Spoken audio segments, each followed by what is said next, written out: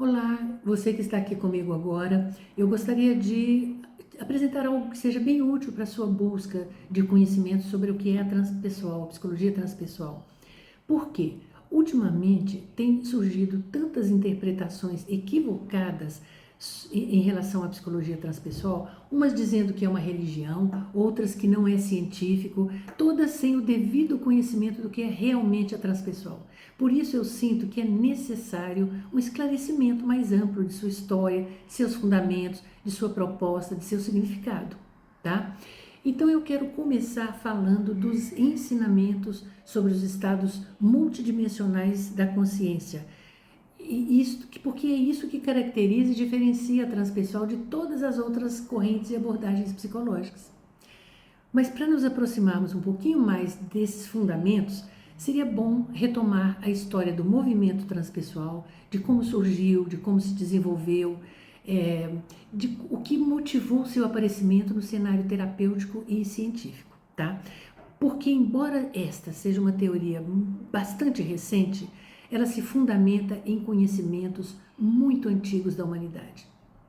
O movimento transpessoal surgiu em 1969, nos Estados Unidos, mas a essência de sua teoria existia há milhares de anos, sendo conhecida e vivenciada por místicos do Ocidente e do Oriente, por todas as tradições de sabedoria da humanidade, como o budismo, xamanismo, confucionismo e muitas outras tradições. Não dá para falar de transpessoal sem falar das suas fontes tradicionais e espiritualistas. Então, vamos ver primeiramente o significado da palavra transpessoal. Esse prefixo trans significa uma ultrapassagem da noção de pessoa, tá? Porque nem sempre existiu a ideia de pessoa. Esse conceito, na verdade, foi desenvolvido, foi criado por Emmanuel Mounier no movimento personalista de 1974, quer dizer, muito recente. Então, como é que os seres humanos se viam antes? Eles se viam sem identificação pessoal, social, sem uma identificação, sem direitos, sem deveres, como servos ou camponeses de algum feudo ou reino, porque naquela época não existia ainda país, nação, com a estrutura que nós conhecemos hoje. A criação do conceito de pessoa corresponde à criação de leis, princípios que protegiam os cidadãos e lhes davam direitos na comunidade. É esse o significado, tá? É daí o termo cidadania. Portanto, foi uma conquista ser uma pessoa, porque era algo que insuflava, que dava importância para a autoimagem de si mesmo. Ser uma pessoa significou uma etapa de amadurecimento das consciências. Mas chegou um momento em que as pessoas não se viam mais definidas por códigos legais nem jurídicos, porque elas percebiam que haviam muito mais de si mesmas do que essa definição. Quer dizer, o ser, não se resumia àquilo que era juridicamente e legalmente definido pelos direitos de uma pessoa. Havia algo que se manifestava, por exemplo, como uma percepção extrasensorial, extrafísica, como visões, premonições, intuições, e tudo isso alargava o autoconhecimento para muito além do que se reconhecia até então como uma pessoa, como um cidadão. Isso era algo que ia muito além, era transpessoal. E foi assim que o termo transpessoal conheceu um sucesso universal, quando começou a falar de estados multidimensionais da consciência, sem que isso significasse qualquer forma de delírio, doença ou patologia, tá? Era uma nova dimensão do ser humano que se manifestava e precisava ser estudada. Pois bem, então o termo transpessoal, ele foi usado pela primeira vez por Abraham Maslow, psicólogo americano. A definição que Maslow deu à transpessoal foi clara, foi muito clara, sem nenhum equívoco. Ele começou seus estudos fazendo uma análise sobre as motivações humanas. Ele partiu de uma pergunta bem básica. O que motiva o ser humano para viver? O que motiva? Então, ele percebeu algumas coisas bem básicas. Ele percebeu, por exemplo, que havia necessidades básicas que motivavam todas as pessoas a viver. Por exemplo, ele classificou hierarquicamente 5 níveis de necessidades humanas: o nível fisiológico, das necessidades fisiológicas, comer, beber, as necessidades de segurança, ter uma casa para morar, de integração, de ter de viver junto com outras pessoas, de autoestima, de ser reconhecido, valorizado e de autorrealização, de se estar bem consigo mesmo. Mas havia também algo inusitado e isso ocorria com uma certa frequência. A ciência até então não tinha respostas para isso, a não ser considerar esse tipo de anseio uma patologia. E aí ele começou a pesquisar as chamadas experiências de pico, que são aquelas experiências místicas, experiências de êxtase místico.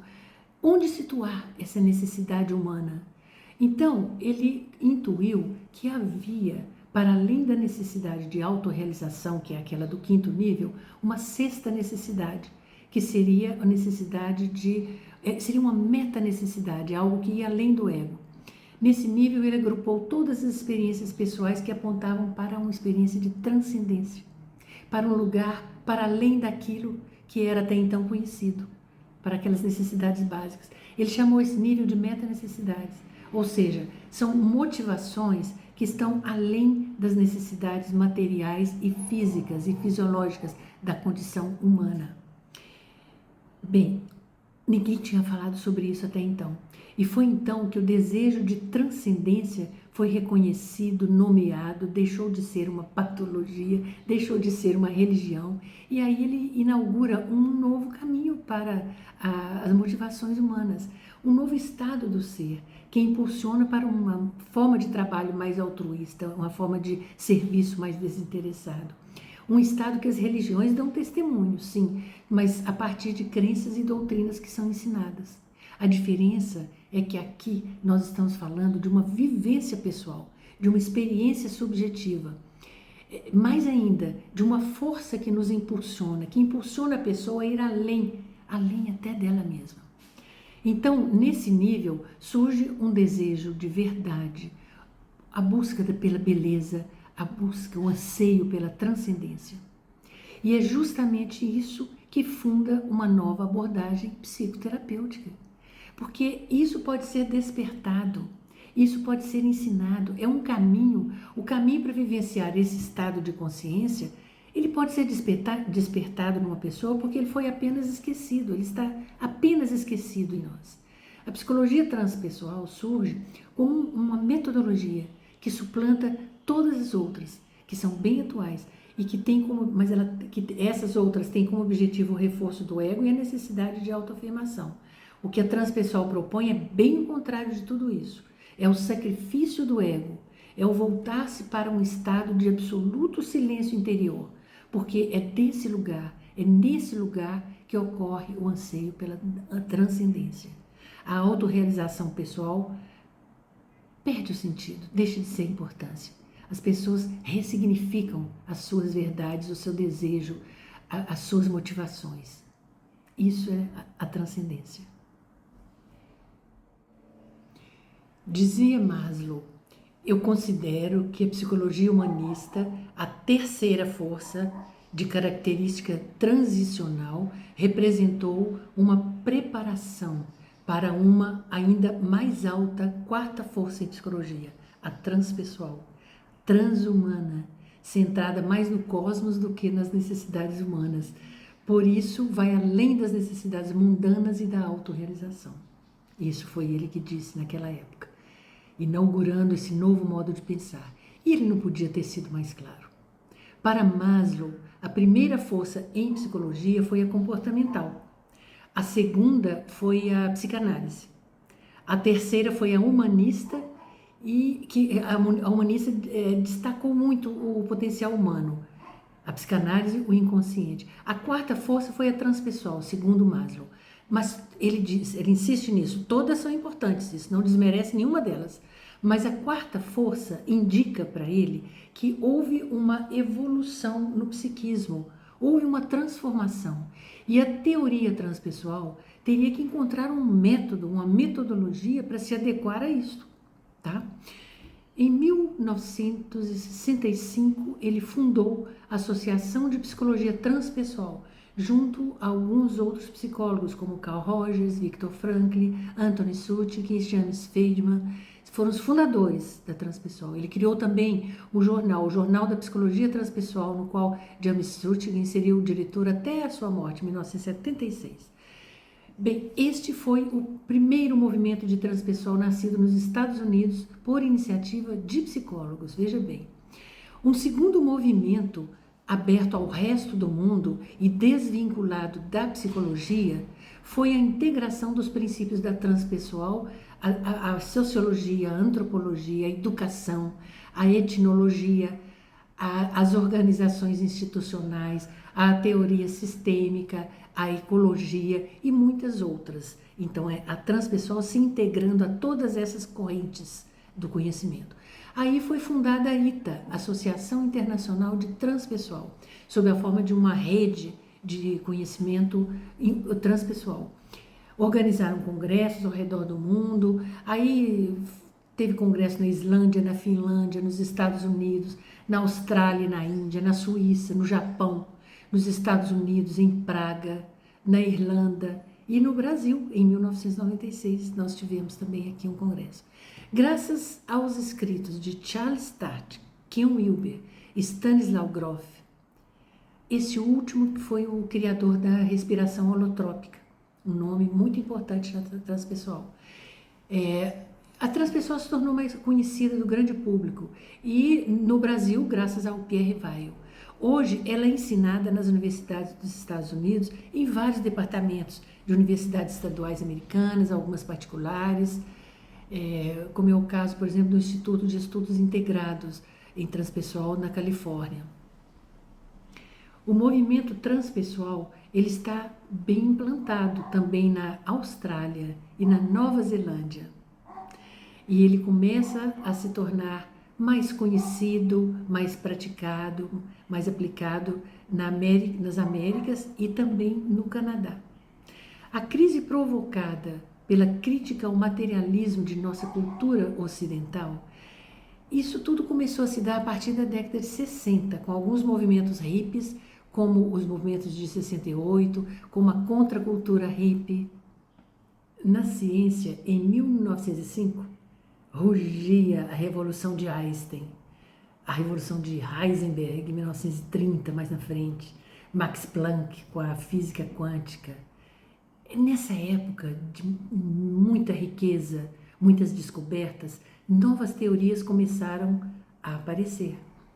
Surge a teoria holográfica do cérebro, de Karl Pribban, 1968.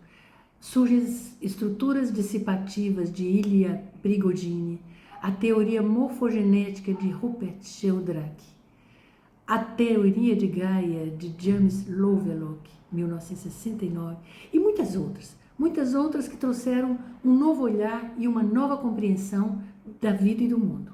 Em que tudo isso nos interessa?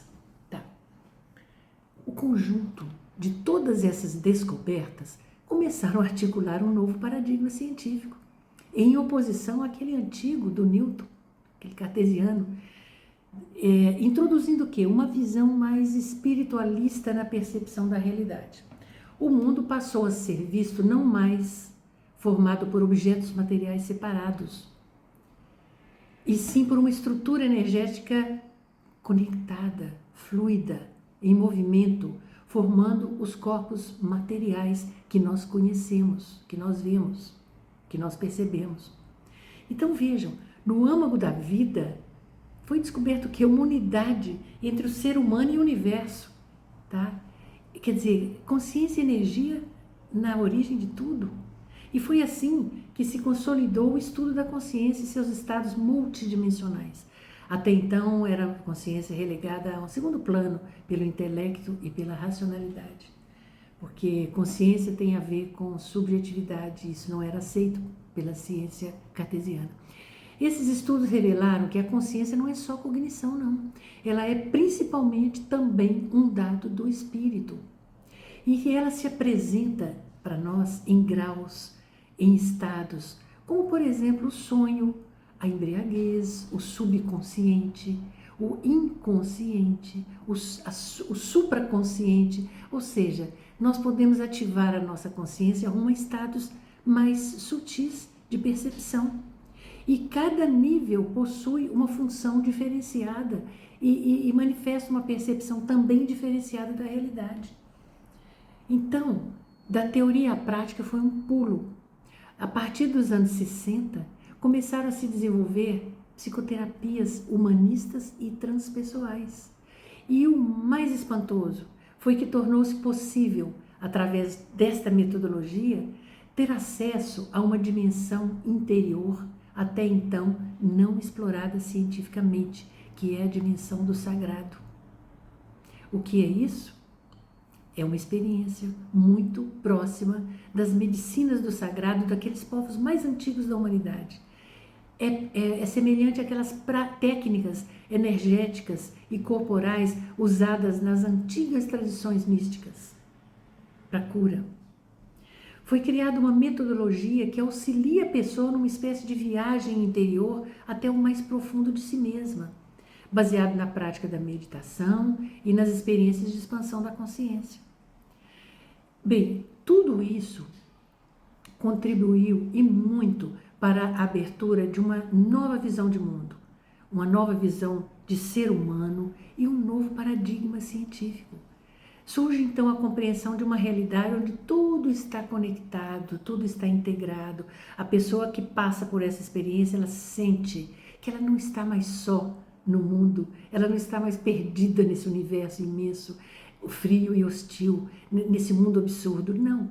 Eu pessoalmente acredito que a tarefa mais urgente do século XXI é aprofundar o conhecimento de nossa consciência, para saber como administrar esses estados superiores de percepção da realidade, onde o ser humano pode alcançar uma outra visão de mundo, de um outro sentido para a nossa existência.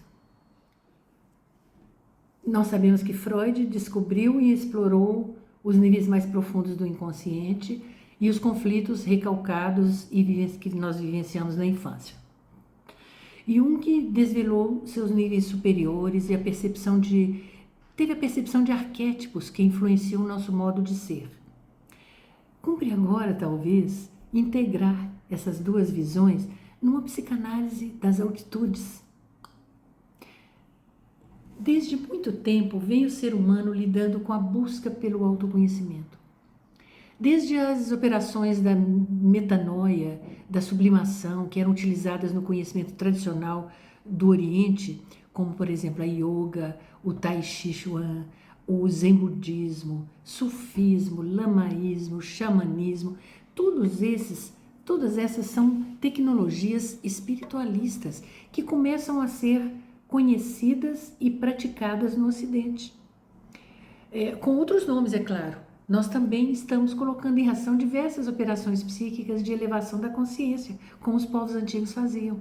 Por exemplo, meditação, visualização criativa, técnicas de relaxamento, técnicas de ressignificação, decretos mentais, mandalas, grafismo e muitas outras.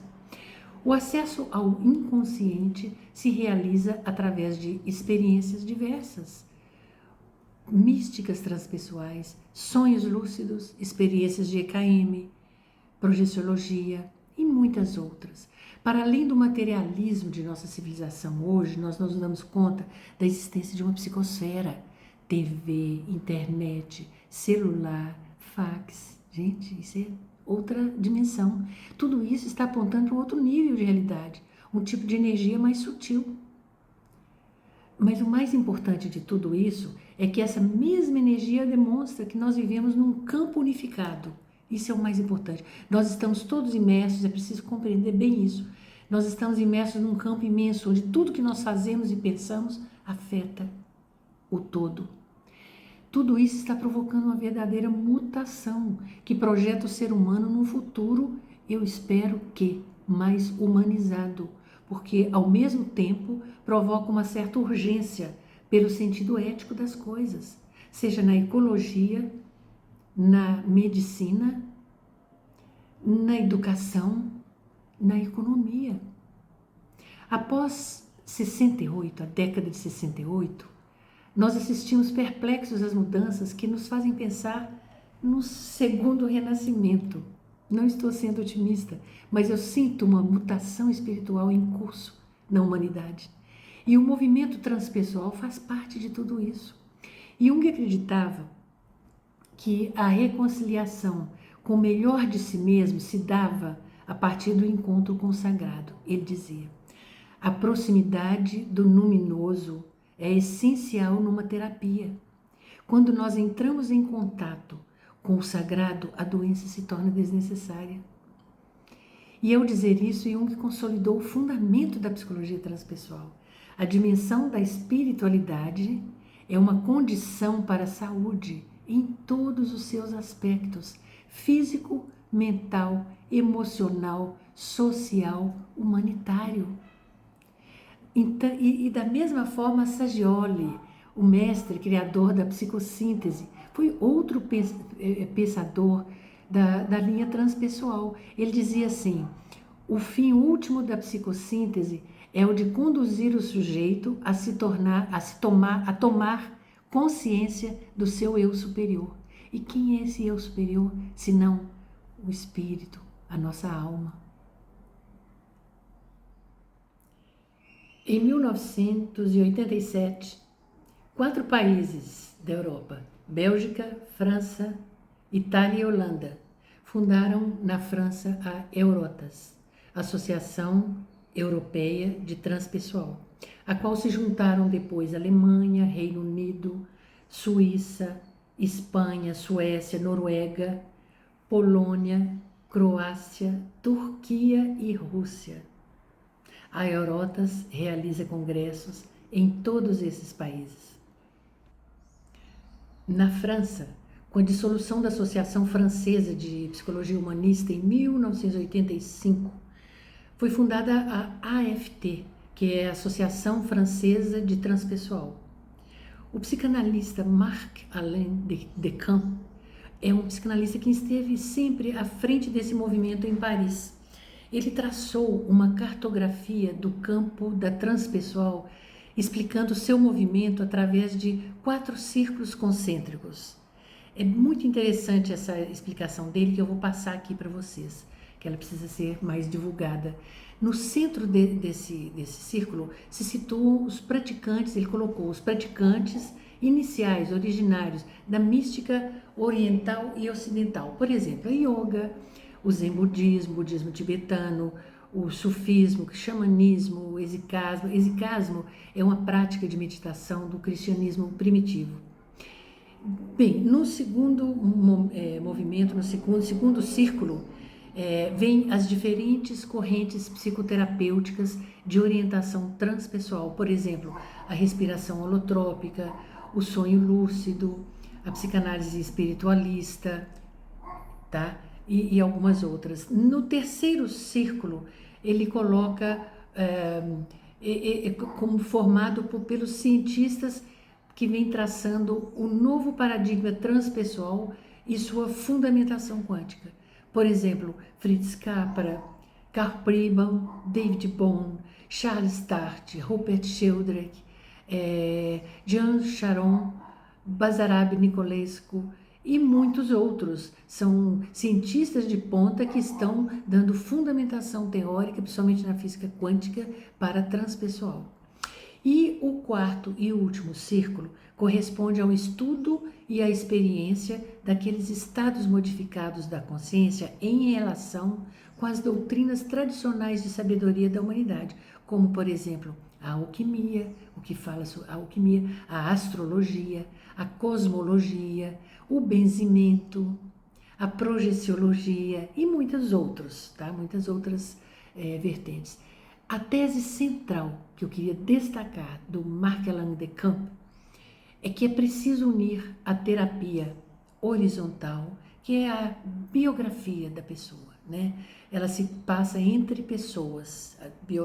Há uma vertical, que ela é o encontro com o eu superior, para aceder a uma passagem, a uma via espiritual, que é o encontro, isso marca o encontro do sagrado e do divino numa experiência terapêutica. Isso é o que abre caminho para algo que ele chama de o amor transpessoal. O amor transpessoal tal qual foi praticado no Ocidente pelos antigos trovadores da Espanha, pelos cátaros no sul da França, pelas mulheres beguines, aquelas mulheres de Flandres, das terras baixas da Bélgica e da Holanda, que fizeram a experiência do amor divino, do êxtase místico, só que pagaram um alto preço por isso. Foram perseguidas pela igreja, foram condenadas e foram extintas, tá? As beguinas. Bem, o psicanalista Marc-Alain Decamp, ele introduz uma nova metodologia que eu considero muito importante para uma psicanálise espiritualista. Ele fala de um quarto estado de consciência, que é a supraconsciência. E ele fala também de uma quarta instância, que é uma pulsão de realização pela transcendência. Essa quarta instância representa uma força, um desejo, um anseio pela transcendência. E essa pulsão é o que nos move para irmos além de nós mesmos. Esse seria o momento essencial de uma cura, ocorra ela em que abordagem for, não importa. É o momento essencial de uma cura, é o momento de uma autotransformação radical, a partir do encontro com essa instância do divino em nós, não fora, não através de uma doutrina, mas dentro de nós. Bem, eu agora vou encerrar esse nosso encontro aqui. É um encontro que apresentou a história do surgimento da psicologia transpessoal, o seu caminhar nesse momento histórico que nós vivemos, um momento tão árido, tão estéril, não é? Tão materialista.